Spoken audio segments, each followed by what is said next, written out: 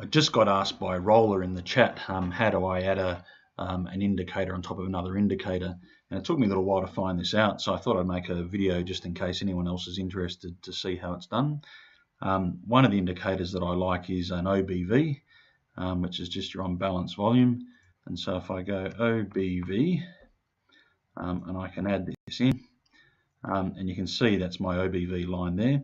And to me, it doesn't really mean a whole lot. You can sort of see, as demand or as volume goes up, you can see, the little line starts to go up a bit, but it's a bit all over the place on this stock, so it's a bit hard to know, really what that line's telling me.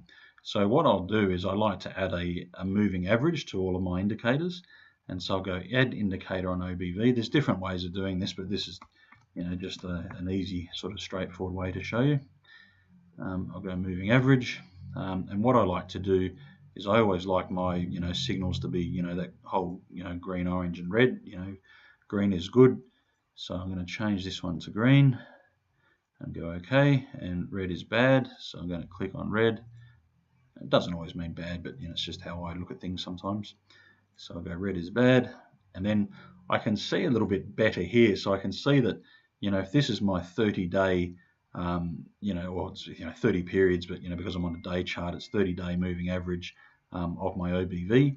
You can see that what I'm trying to do is, I wouldn't have bought in, anywhere through here, and you can see the price is doing badly as well. The price has come down here. I wouldn't have bought anywhere here, even though the stock is starting to rise. And at this point here, that's when I would have, I've got probably 4 or 5 other signals I look at, but at this point here, I would have been interested in this stock. So there's an outside chance that I might have used that signal there because the OBV is now above that 30-day moving average, and I would have held the trade. So even though it went down, I would have stayed in it through this little period here, through this patch here, and I would have got to about here. Then I would have looked at this and thought, well, geez, it's starting to fail here. And again, I look at other indicators, so I might have gotten out of that stock. It's gone back up here, and so another green candle, so I might have got back into it. But then it's failed here, so I might have gotten out of it. And so it just depends, but you can see that this is 4 or 5 days, so it just depends on how you trade. But as I said, like I have a whole bunch of other things that I look at, so I'm likely to have a chart with a whole bunch of moving averages, and based on which of the averages are crossing over or under or for support, all that sort of thing is more likely as to where I would use my signals to enter or exit a stock. And so so there's a whole bunch of stuff that I use, like the RSI, the OBV. I've got my own indicator that I've had written for me that basically uses a whole bunch of stuff like OBVs and EMAs and ADXs and RSIs to literally work out where my buying signals are based on what's happening.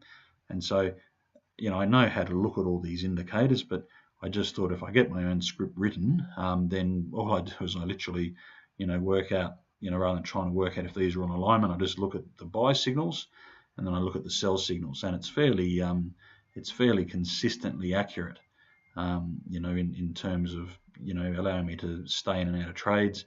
I might move my moving average links here, like if this was a stock that wasn't so speculative, if this was something in my super fund, I might make this say a 20 length, make this a 50 length, make my ADX say a 20 length.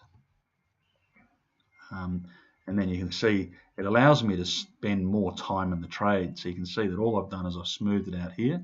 And so even though I've got all these, warnings, and the demand warning is simply saying that, the OBV's failed. So people are less interested in the stock at this price, so people are selling it.